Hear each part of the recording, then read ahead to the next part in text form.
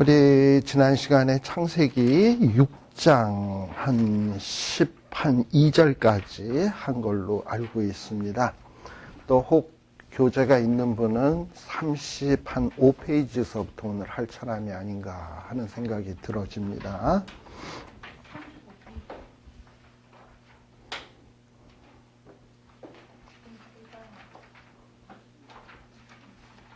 (35가) 없어요? 네. 자, 지난 시간에 우리 이 노아에 대해서 좀 이야기했습니다. 그동안에 뭐 비라는 것도 별로 큰 비에 대한 경험도 없었고, 비라는 걸 본 적도 별로 없는데, 비라고 하는 게 내려가지고 온 세상에 있는 모든 생물들을 쓸어버린다. 참 믿기 어려운 이야기입니다. 그럼에도 불구하고 노아는 그것을 믿었습니다. 그리고 믿었다라는 것은 또 마음으로만 믿고 끝나는 것이 아니라 행동으로 옮겨져야 되는 거거든요. 그래서 여러분들 14절에 보게 되면 노아는 이렇게 하나님이 다 쓸어버릴 것을 믿었기 때문에 6장 14절에 보면 하나님께서 잣나무로 방주를 지어라 했더니, 이거 무슨 뭐 마른 하늘의 날벼락이라고, 뭐 비도 안 오는데 무슨 배를 만드나. 그것도 또 배를 바다에서 만든다면 타기 위해서 만든다 하겠는데 산에 올라가서 나무를 베어서 배를 만드나. 참 기가 막혔을 거예요. 그런데 노아는 그걸 믿었기 때문에, 말도 안 되는 것 같지만 믿었기 때문에 산에 올라가서 배를 짓습니다. 근데 그 방주의 규격이 어떠했다? 거기에 보면 장이 300규빗, 광이 50규빗, 고가 30규빗, 뭐 이러면서 엄청난 어떤 그 사이즈로 이 배를 만들게 되는 겁니다. 우리 지난 시간에 그 방주 사이즈에 대해서 제가 얼추 좀 말씀을 드렸죠. 아마 교재에는 38페이지 정도에 나오나 뭐 그럴걸요. 방주의 크기가 한 규빗이 한 45cm 되거든요. 근데 그게 여기 보면은 길이가 얼마라고 돼 있냐 하면은 300규빗이니까 45 곱하기 300 하면은 미터로 치면 137m. 137m 달리기 하기도 힘든데 이걸 잣나무로 배를 만든다. 엄청난 일이죠. 그리고 뭐 이 정도의 배를 지금 만들었다고 하는 것은 그러니까 보통 힘든 일이 아니고, 이 배를 짓는다는 것도 이게 정말 하루 이틀에 될 일이 아니에요. 아마 배를 짓다가 힘들면 우리 같으면 이거 꼭 져야 되나? 홍수는 진짜 오는 걸까? 뭐 이러면서 마음에 여러 가지 갈등이 들면서 에이 힘든데 때려치자. 차라리 물에 빠져 죽는 게 낫겠다. 힘들어 죽는 것보다. 뭐 이런 생각 별 생각 다 안 들겠습니까? 그런데 노아는 끝까지 이 배를 지었고, 그리고 이렇게 믿음으로 순종함으로 인해서 본인만 구원받은 것이 아니라 이 노아를 비롯해서 노아의 8식구, 그리고 노아의 8식구뿐만 아니라 이 땅 위에 있는 호흡이 있는 생명들까지 구원함을 받게 되는 이런 놀라운 축복의 역사가 있게 됩니다. 우리가 믿음 생활, 순종 생활을 잘하면 우리 자신이 구원도 받지만 우리로 인해서 우리의 가정이 복을 받게 되고, 또 우리가 자람을 통해서 이 땅 위에 있는 피조물들도 우리 때문에 복을 받게 됩니다. 사실 아담과 하와의 불순종으로 말미암아 이 땅은 저주를 받아서 효력을 잃어버리고, 또 가시와 엉겅퀴와 갖은 잡초들을 내게 되고, 그래서 이런 모든 피조물들도 하나님의 아들들이 속히 나타나기를 탄식하며 기다린다라고 로마서엔 기록되어 있지 않습니까? 그것처럼 정말 이 땅은, 또 이 세상에 있는 모든 생명들은 진정한 하나님의 사람다운 사람들이 나타나기를 기다려요. 그래서 노아는 이렇게 믿음으로, 또 그 믿는 것을 순종함을 통해서 자기와 자기의 가족과 또 주변에 있는 모든 생명들을 구원하는 참으로 복의 근원의 역할을 감당하는 귀한 믿음의 우리의 본이 되는 그런 면에서 분이다. 그런 분이다라는 것을 여러분들이 좀 여기에서 마음속으로 생각을 해야 됩니다. 자, 그런데 여러분들 보시다시피 18절에 보시게 되면 그러나 하나님이 모든 어떤 생명체들을 홍수를 일으켜서 다 멸하는데 그러나 너가 누구냐면 노아와는 내가 언약을 세우겠다. 결국 이 언약의 내용이라는 게 뭐겠습니까? 모든 생명들을 멸하지만 접속사가 뭐였죠? 그러나. 그러니까 다른 거는 멸하지만 그러나 너는 그리고 너와 내 가족은 내가 살려주겠다. 생명을 주겠다라는 거예요. 그러니까 하나님이 이 약속을 맺는데 그 약속의 내용이 뭐냐? 생명 주겠다라는 약속입니다. 우리 하나님께서 우리에게도 생명에 대한 약속을 주신 거 알아요? 하나님이 세상을 이처럼 사랑하사 독생자를 주셨으니 누구든지 저를 뭐하는 자마다 믿는 자마다 멸망치 않고 영생을 얻는다. 노아도 홍수 올 것을 믿고 방주를 지음으로 생명을 얻었어요. 그러면 우리 하나님께서 우리에게도 약속하시는데 하나님이 보내신 독생성자 예수 그리스도를 믿음으로 너희들은 멸망치 않고 영생을 얻는다. 그럼 노아처럼 우리도 그 말씀을 다 믿고 예수 그리스도를 믿으면 어떻게 되느냐? 우리도 생명 얻을 뿐만 아니라 또 우리가 이렇게 생명을 얻게 되면 주변의 가족, 이웃, 주변에 있는 모든 생명들이 복을 받을 수가 있어요. 그래서 참 이게 귀한 일입니다. 근데 이게 하나님이 뭐냐? 약속을 한다라는 거예요. 약속을. 자, 우리가 보통 우리들은요, 약속을 해놓고서도 밥 먹듯이 그것을 싹 망각하는 경우들이 많아요. 약속을 공수표로 돌리는 경우가 있는데 우리 하나님은 신실하신 분, 우리 가스벨송에서도 신실하신 하나님 하잖아요. 이 신실이라는 게 뭐냐? 한번 약속을 했다면 절대 어기는 법이 없는 하나님이라는 거예요. 이게 우리 하나님이 신실하시다라고 얘기를 하는데 우리 하나님께서 생명 주시기로 약속을 했으면 그거는 포기되거나 좌절되거나 어떤 장애물에 막혀서 불가능하게 되거나 이런 일이 전혀 없습니다. 하나님은 약속을 했으면 어떤 장애물이 있더라 하더라도 그것을 뚫고서 이겨내시고 그 약속을 마침내 이루어내고야 마시는 이런 하나님이에요. 그런데 하나님께서 바로 노아에게 이렇게 생명 주겠다.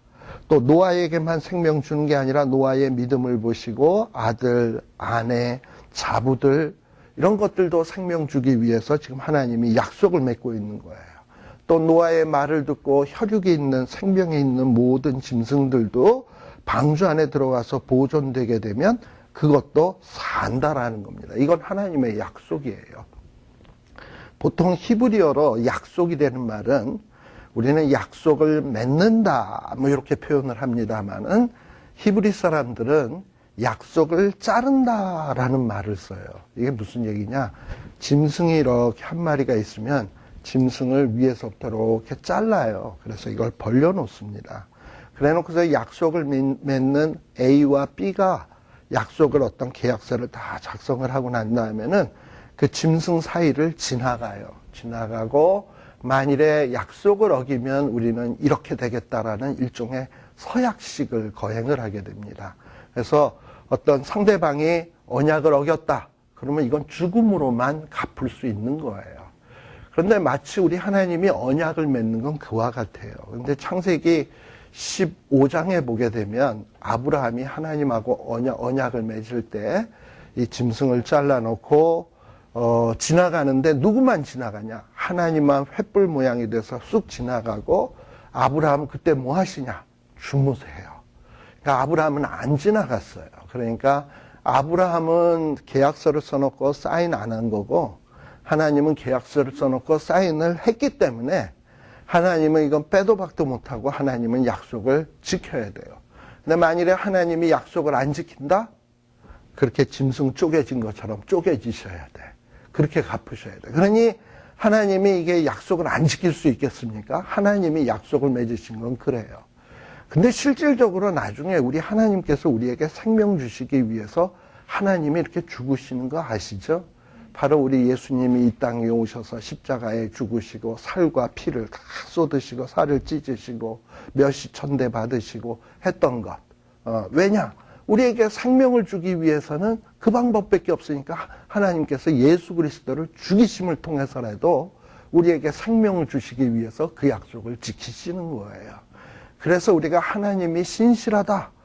그러면 우리는 흔히 신실하신 주 하면 뭐가 생각이 나느냐 하면 그냥 뭐 주변에서 약속 잘 지키고 믿음직한 어떤 사람을 생각하면서 신실하신 분 하면서 그분이 생각날지 모르겠지만 그 정도가 아니에요.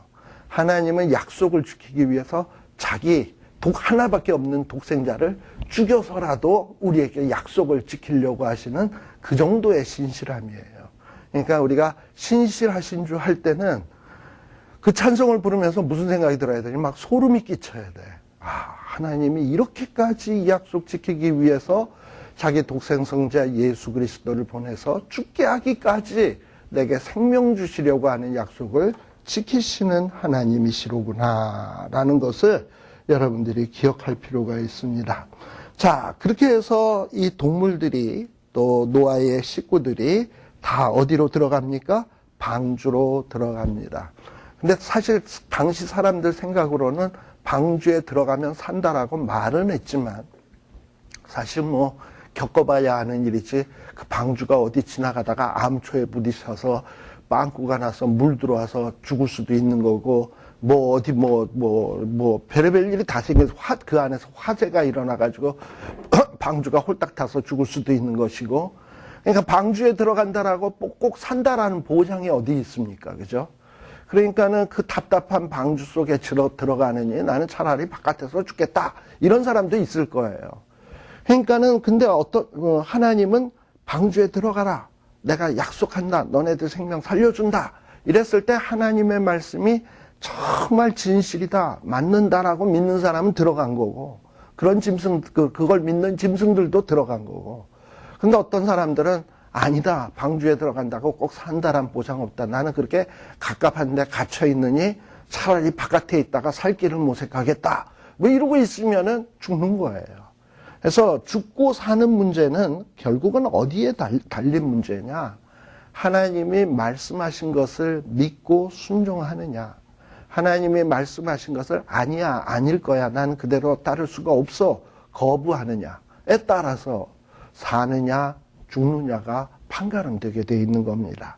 그런데 여기서 우리가 중요한 것이 뭐냐면 여러분들 6장 22절에 보게 되면 뭐라고 되어 있습니까? 하나님께서 노아에게 주신 명령들을 다 노아가 어떻게 했냐? 그와 같이 하되 하나님이 자기에게 명하신 대로 다 준행하니라. 결국은 노아가 살 수 있었던 이유, 생명을 구원할 수 있었고 그리고 복의 근원이 될 수 있었던 중요한 이유가 있다면 하나님의 말씀을 믿었고 그래서 하나님이 시키는 대로 다 준행을 했고 명하신 대로 준행을 했고 그렇게 해서 생명을 얻게 된 것입니다. 바로 이것이 이 노아가 모든 것을 살리게 된 비결이에요. 그러니까 오늘날 저와 여러분들도 우리가 이 말씀 공부라는 걸 왜 합니까? 도대체 우리 하나님이 우리에게 원하시는 뜻이 뭐지? 그리고 우리에게 무엇을 명령하시지? 이거 알고 싶은 것 아니에요. 그리고 또 하나님은 이런 명령들을 말씀을 통해서 주시면서 너희들이 이걸 잘 준행을 하면 내가 복 주겠다고 약속을 하고 있거든요. 예를 들면 신명기 28장 같은데 거기에 보면 너희들이 이 율법의 말씀을 잘 순종하면 들어가도 복받고 나와도 복받고 떡반죽 그릇이 복받고 복받고 계속 나오잖아요. 우리는 그거를 믿어요. 근데 세상 사람들은 무슨 떡반죽 그릇이 복받으려면 나가서 열심히 돈을 벌든지 해야지 무슨 떡반죽 그릇이 거저서 채워지나? 무슨 하나님이 주기는 뭘 주나? 뭐 들어가도 복받고 나와도 복받으려면 빽이 든든해야지. 권세가 있어야지. 힘이 있어야지. 무슨 하나님 믿는다고 하나님의 말씀 순종한다고 그런 일이 생겨? 그러고서 세상에 있는 사람들은 마치 우리가 하나님 믿는 것을 어리석게 여기고 자기네들 삶의 방식대로 지혜로운 척하고 그러고 살아요. 그러나 세월이 지나서 나중에 우리 하나님이 심판하실 때가 되면 그들은 어떤 신세가 되느냐? 슬피 울며 이를 갈미 있으리니. 그때 이 갈아봐야 뭐 어떡하겠습니까? 그러나 우리는 어떻게 되냐? 하나님과 더불어 영생복락을 누리게 된다. 근데 그게 꼭 죽어서만이 아니에요. 들어가도 복받고 나와서도 복받고 떡반죽 그릇이 복받고라는 거는 죽기 전에도, 우리가 살아 생전에도 하나님이 그런 축복의 약속들을 보장해 주셨어요. 그래서 여러분들이 하나님의 말씀을 다 믿고 사세요. 근데 안 주어진다. 그럼 기도할 때 이렇게 기도하시면 돼요. 하나님, 신명기 28장에 하나님은 신실하신 분인데 약속하셨네요. 근데 이거 어떻게 된 일인지 제가 조금 마음에 회의가 들려고 하는데 이거 어떻게 하면 좋지요? 하고 이렇게 기도하세요. 그것도 일종의 믿음의 표현이거든요. 하나님은 내 믿음대로 되리라 뭐 이러는 거니까 확실하게 믿고 이 말씀 펴놓고 내가 볼 땐 성경 말씀이 이런데 이게 안 일어나는데 이거 어떻게 된 겁니까? 그러면 하나님이 뭐 가부간에 뭔가 이렇게 답을 내려주실 거야. 내가 이미 줬다든지 네가 못 찾아서 그렇지. 그리고 앞으로 줄 거니까 조금 기다리라든지 어디를 가보라든지 뭔가 답변이 있을 거라니까요. 그러니까 하나님은 신실하신 분이다라는 것을 꼭 기억을 하셨으면 좋겠어요.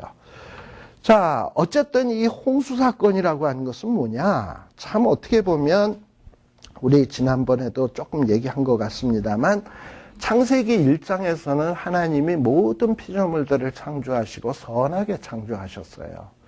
모든 것이 보시기에 좋았어요.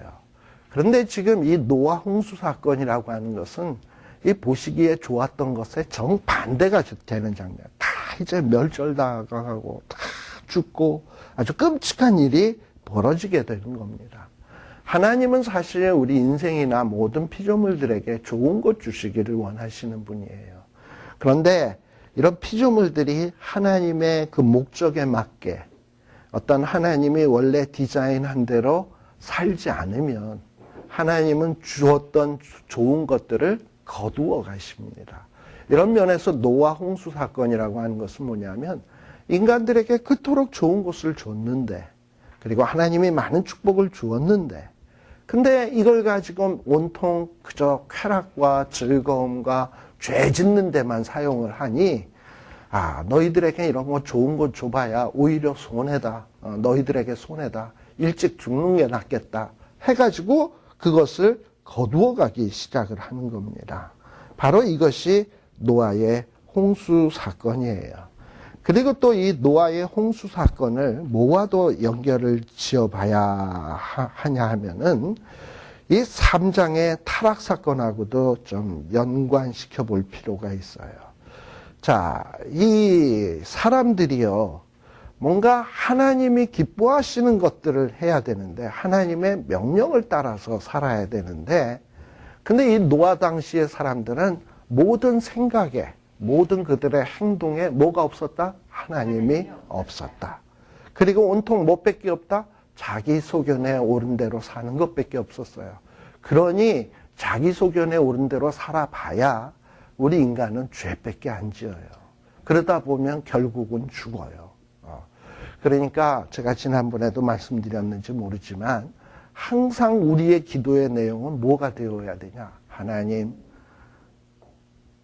뭐라 그랬는데요? 내 뜻대로 마옵시고 아버지 뜻대로 하옵소서. 그러니까 내 소견의 대로 옳은 대로 뭘 행하려고 할 때 하나님, 이거 내가 틀리면 하나님 꺾어주시고 하나님 뜻대로 되게 해주세요. 왜냐? 뜻대로 이루어 봐야 행복할 것 같지만 그렇지 않다니까.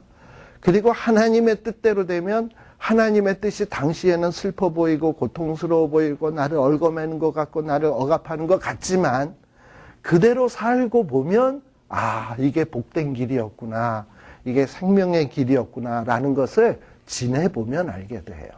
그러니까 그때 가서 감사하게 된다니까. 그러니까 이런 걸 몇 번 경험해 본 사람은 어떻게 되느냐. 하나님 내 뜻대로 마옵시고 항상 아버지 뜻대로 해 주옵소서. 이렇게 될 수 있는 거예요. 바로 우리 예수님이 그렇게 기도했던 것이죠.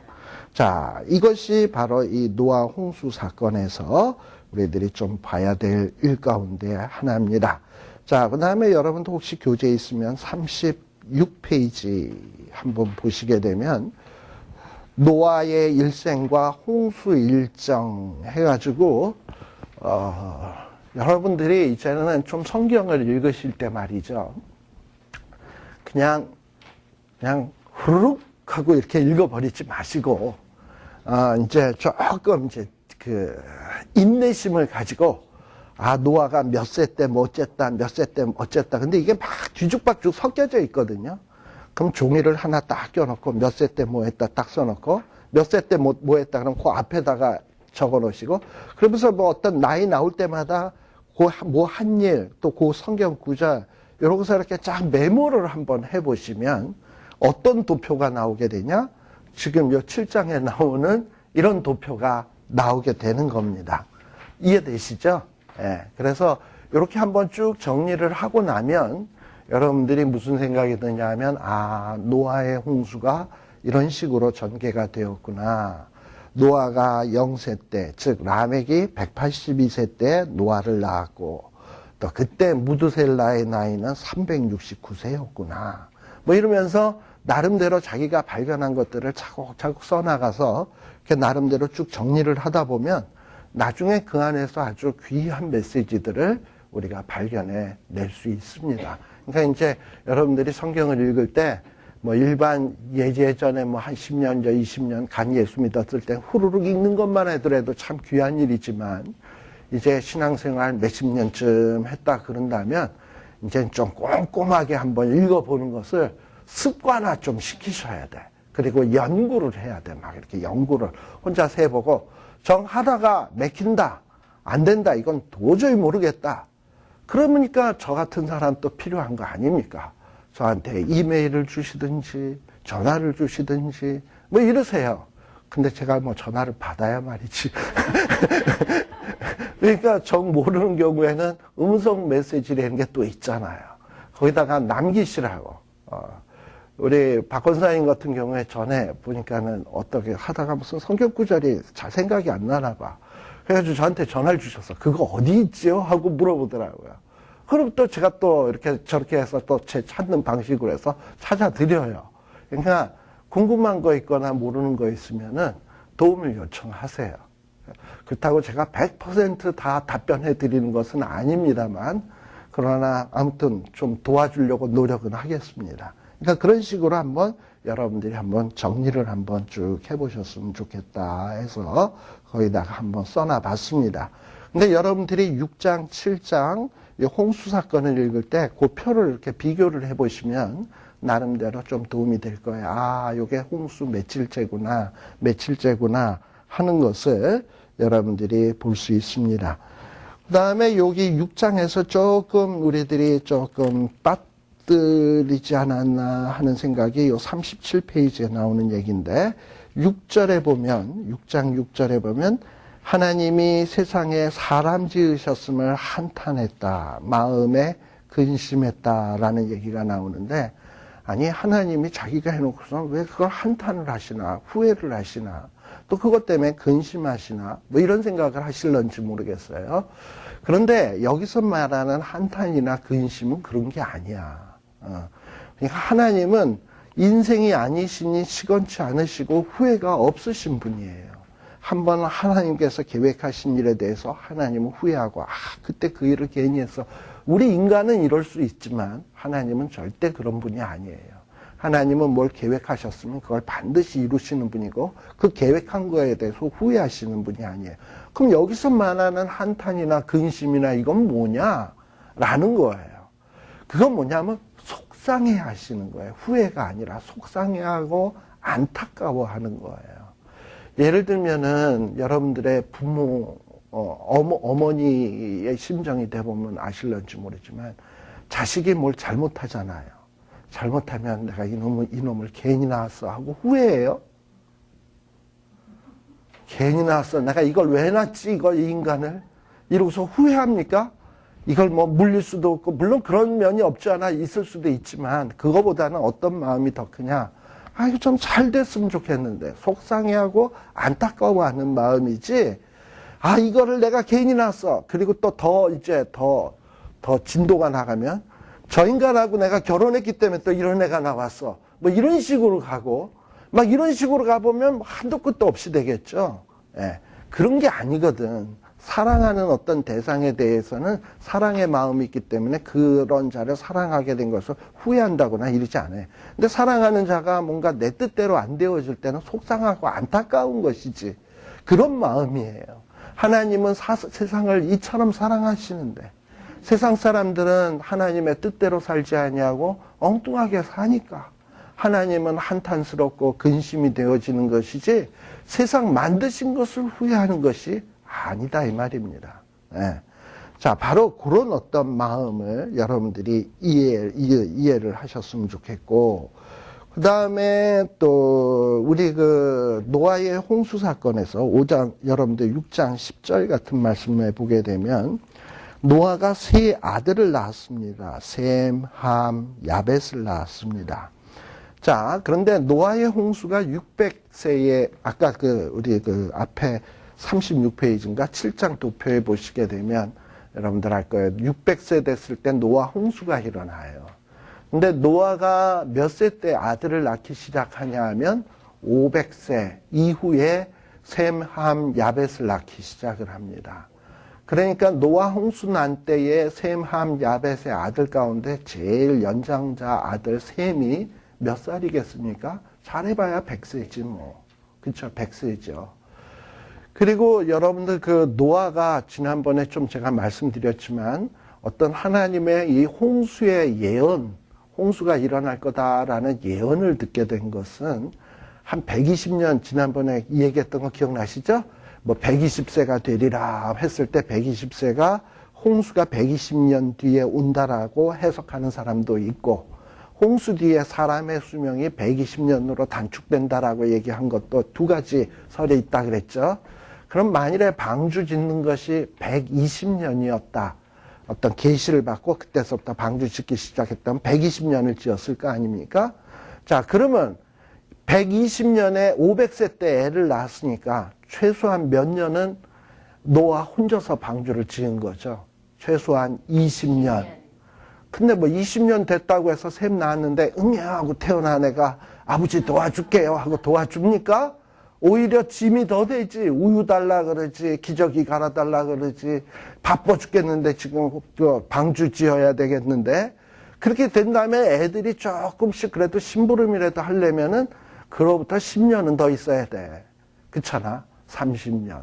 뭐 그때서야 이제 비로소 조금 허드레. 근데 그러려니 또 그 다음에 또 누가 태어나느냐. 야벳이 태어나고 함이 태어나고 또 줄줄이로 태어나니 그러니까 최소한 한 40년 정도는 노아 혼자서 씩씩거리고 이랬다라고 봐야 되는 거예요. 그렇죠? 예. 그러니까는 노아가 얼마나 힘이 들었겠는가라는 것도 이렇게 이 도표식으로 노아의 행적을 쭉 이렇게 써놓다 보면 그런 것들을 우리가 감을 잡을 수가 있어요. 근데 이런 거를 그냥 기록을 안 해놓다 보면 나중에 500세 나왔을 때 셈과 함과 야벳을 낳았더라. 그랬어? 알았어. 이러고서 그냥 씩 넘어간다고요. 또 알았어 해놓고서 알고 있냐면 그것도 몰라. 몇 세에 낳는지도 모르고 그냥 넘어가거든요. 뭐 여러분들 뭐 암만 교회 오래 많이 다녔다지만 노아가 500세 되던 해에 셈, 함, 야벳을 낳았다.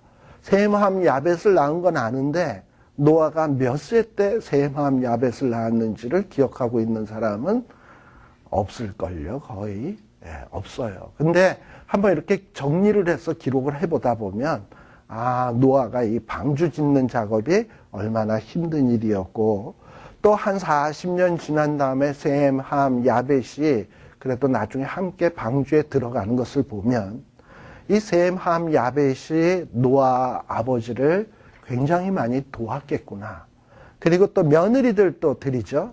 이 며느리들도 또 뭔가 또 이 아버지의 뜻을, 시아버지의 뜻을 따라서 순종하는 모습을 보였다라고 하는 것은 그만큼 노아가 한 가정의 가장으로서 뭔가 이 자녀들과 부인과 또 며느리들에게 어떤 뭐라 그래 말발이 섰다 아니면 위험이 섰다 뭐 아무튼 권위가 있었다 뭐 이런 얘기를 할 수 있는 거예요.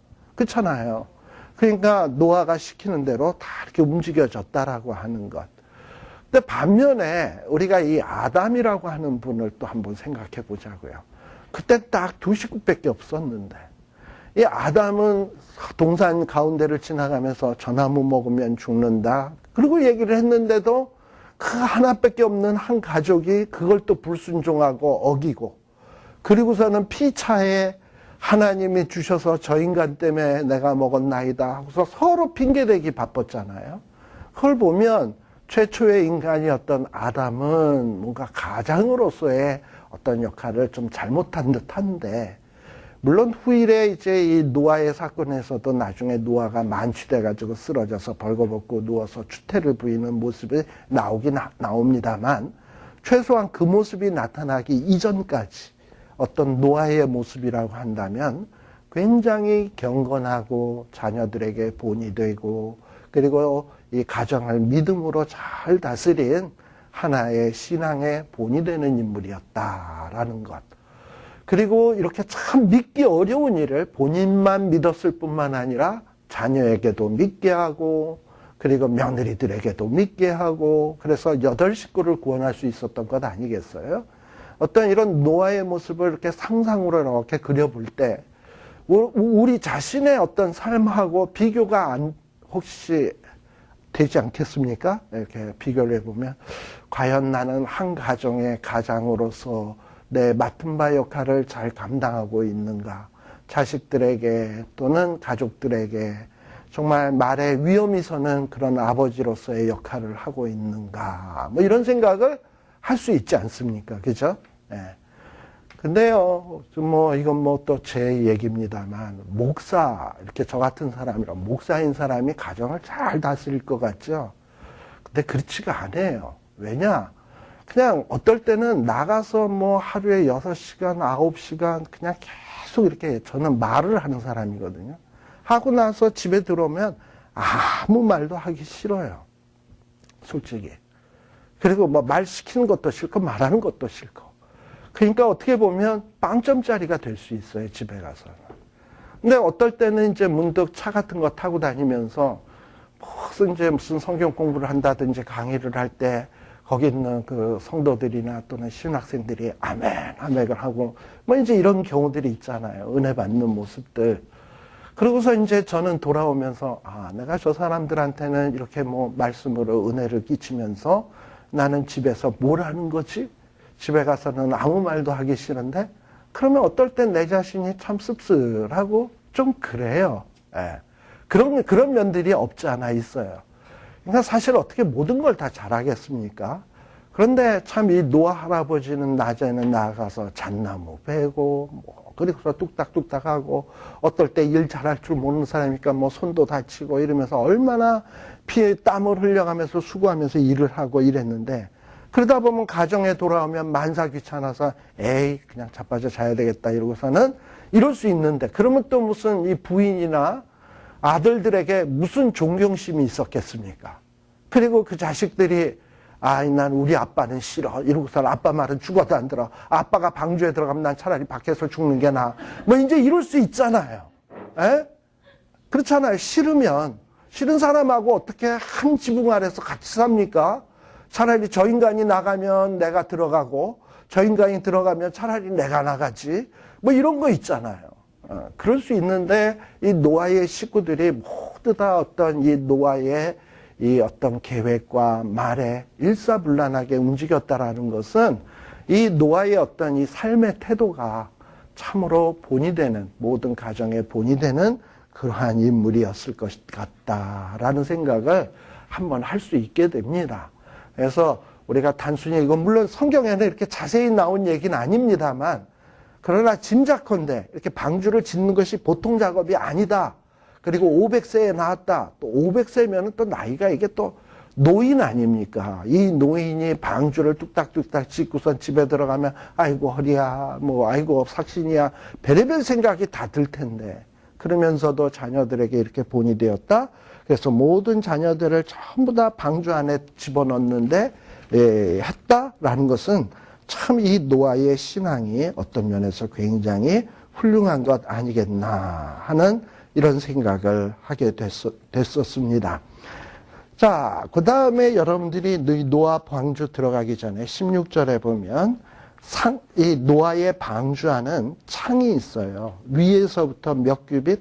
한 규빗. 한 규빗. 원래 고가 몇 규빗이죠? 30규빗. 그러니까는 30규빗이니까는 45cm로 한다 하더라도 한 2m? 그러니까 사람의 키보다 훨씬 높은 거죠.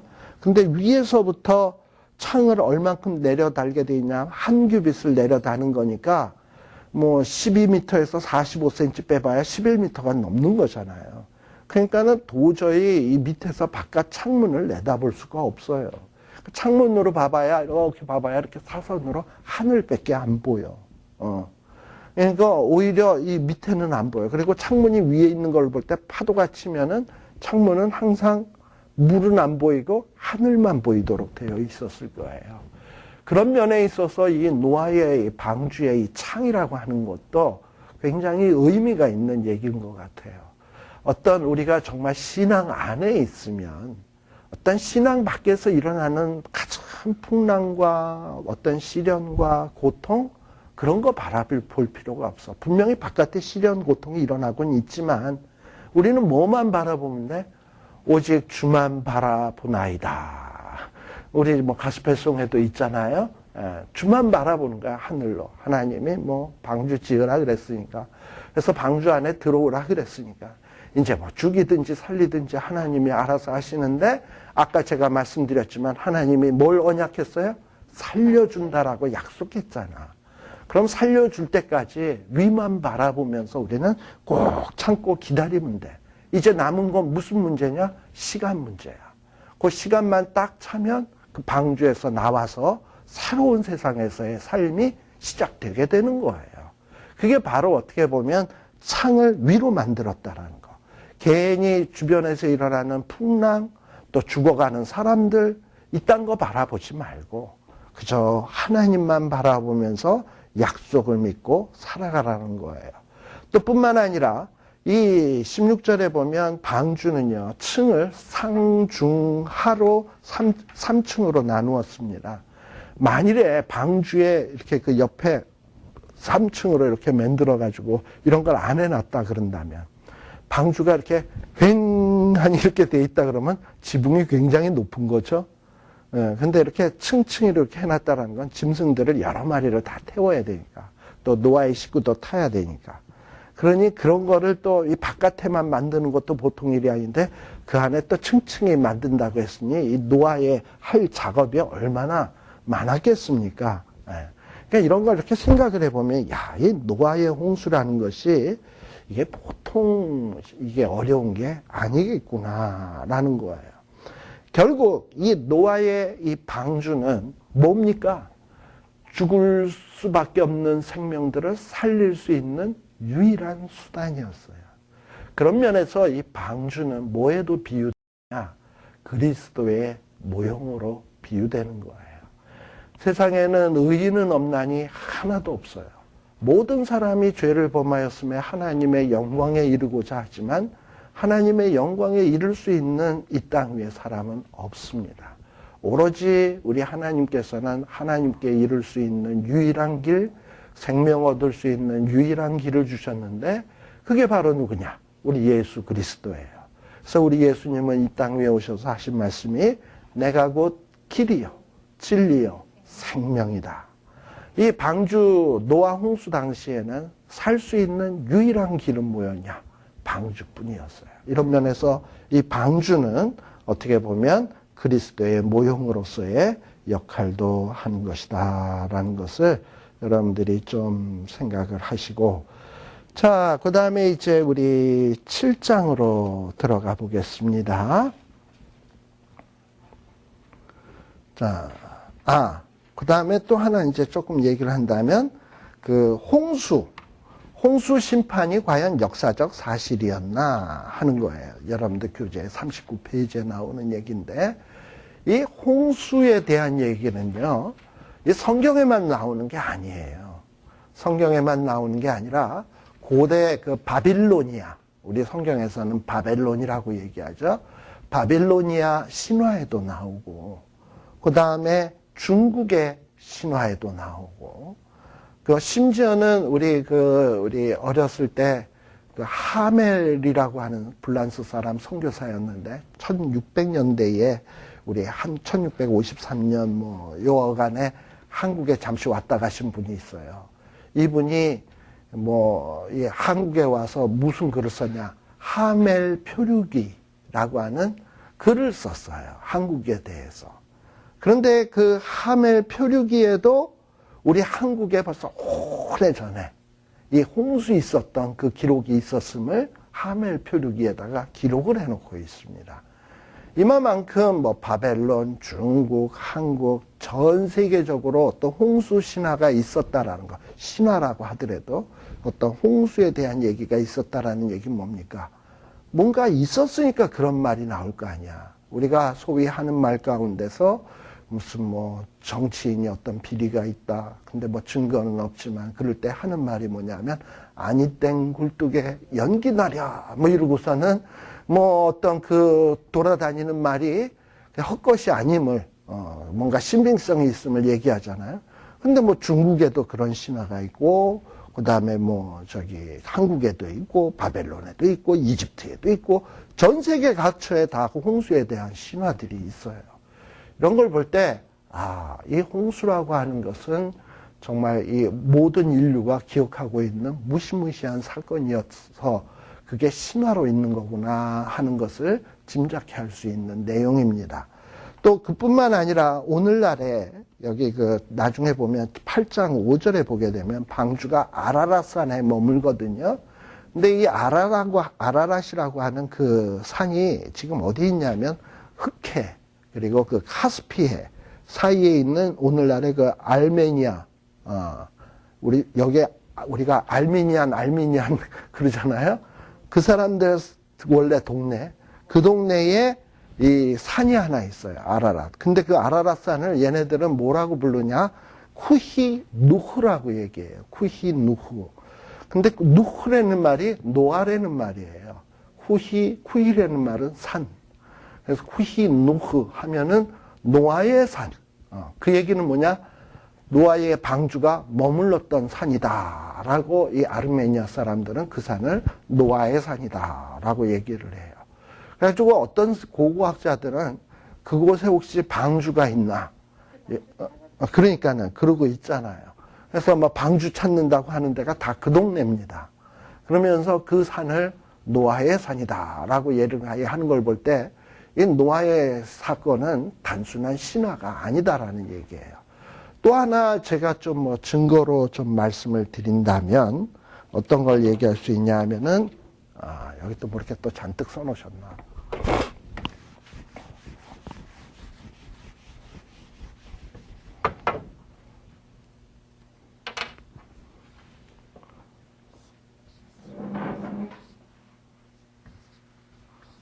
이게 무슨 자입니까? 배선자예요. 우리가 선장 뭐 그렇게 할 때 배선자예요. 배를 얘기하는 거예요.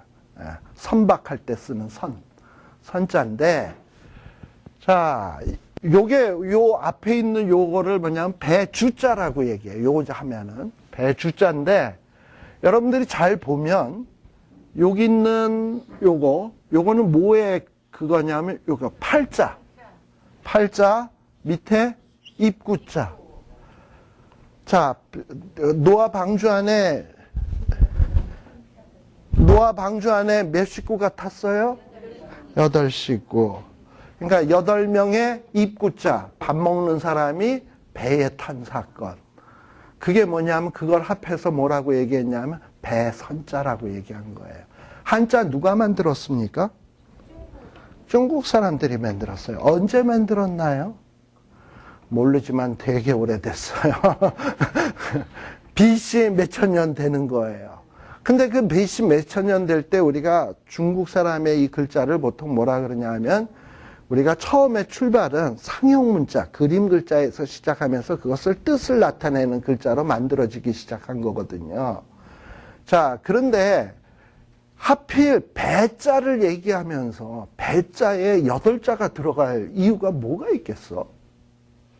또 배자를 만들면서 배에 관계된 얘기를 하면서 입구자를 넣어야 될 이유가 없는 거잖아, 도대체. 자, 그 얘기는 결국은 중국 사람도 누구의 후손이죠? 노아의 후손이에요.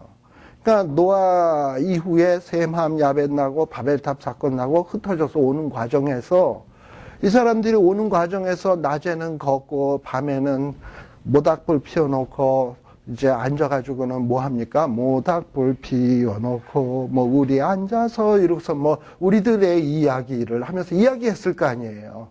근데 이야기할 때 애들은 엄마 아빠한테 무슨 이야? 엄마 아빠 옛날 얘기해줘. 이러고 얘기할 거 아니에요. 우리가 지금 우리는 원래 어디 살던 사람이냐? 저 동쪽에 살던 사람인데 저 서쪽에 살던 사람인데 우리가 거기에서 지금 동쪽으로 지금 이동해 가는 중이란다. 근데 우리가 저 서쪽에 살았을 때 우리 조상 가운데 노아라는 분이 있었단다. 근데 이분이 하나님의 계시의 말씀을 듣고 어느 날 자기 식구 8명을 데리고 배를 타가지고 다른 사람 다 죽을 때 이 가족만 살았는데 우리가 그분들의 후손이란다. 그래서 그때 그 큰 배가 있어서 우리는 살았어. 그래서 이 주자에다가 팔자에다 이렇게 써놓으면 배, 노아의 배, 저 배지. 그냥 이게 아주 그냥 이미지가 누구나에게 콱 들어오는 거예요. 근데 그 글자를 만들었을 때 모든 사람에게 공감할 수 있는 글자거든요. 이렇게 한자가 저렇게 배자를, 배에 관계된 선자를 만들면서 8팔자에 입구자를 썼다? 이거 의미가 있는 얘기예요. 왜냐? 이 사람들은 저 글자를 만든 사람은 최소한 어떤 짐작을 할 수 있냐면 노아의 8식구를 아는 사람들이다. 또 그들이 구원함 받을 수 있었던 건 배 때문에, 노아가 만든 배 때문에 구원함 받았다라는 것을 인식하는 사람들이니까 선자를 만들 때 저렇게 만들었을 것이다 라고 우리가 생각해 볼 수 있어요. 그렇죠? 네. 그런 면에서 어떻게 보면 이 노아의 홍수는 우리 뭐 한국에 나오는 곰과 뭐 호랑이가 있었는데 얘네들이 인간이 되고 싶어서 동굴 속에 들어가서 마늘 까먹고 있다가 호랑이는 도저히 못 견디다가 해가지고 푹 튀어나가고 곰은 미련한 곰탱이라서 그냥 끝까지 버티다 인간이 됐는데 환웅이라고 하는 양반을 만나가지고 결혼을 해가지고 애를 낳았는데 그게 단군이고 그분께서 홍익인간의 이념을 가지고 나라를 창설하셨는데 이것이 오늘날 우리 한민족의 조상이었다. 뭐 이러고 얘기하는 것은 뭔가가 좀 뻥 같죠. 그건 좀 뻥 같지만 이 노아의 사실은 절대 이게 뻥이 아니라 이 말이에요. 그러니까 그런 거를 여러분들이 좀 기억을 하셨으면 좋겠습니다. 자, 그렇게 하고 그 다음에 이제 우리들이 이 7장에 보세요. 7장에 들어가려다 보니까 우리 쉴 시간이 조금 남았는데 근데 7장 들어가는 거니까 쉬었다 갑시다. 또 오늘 뭐 보니까 뒤에가 뭐 보통이 아닌 것 같은데 좀 시간이 걸릴 것 같아서 잠시 쉬었다 가겠습니다. 네.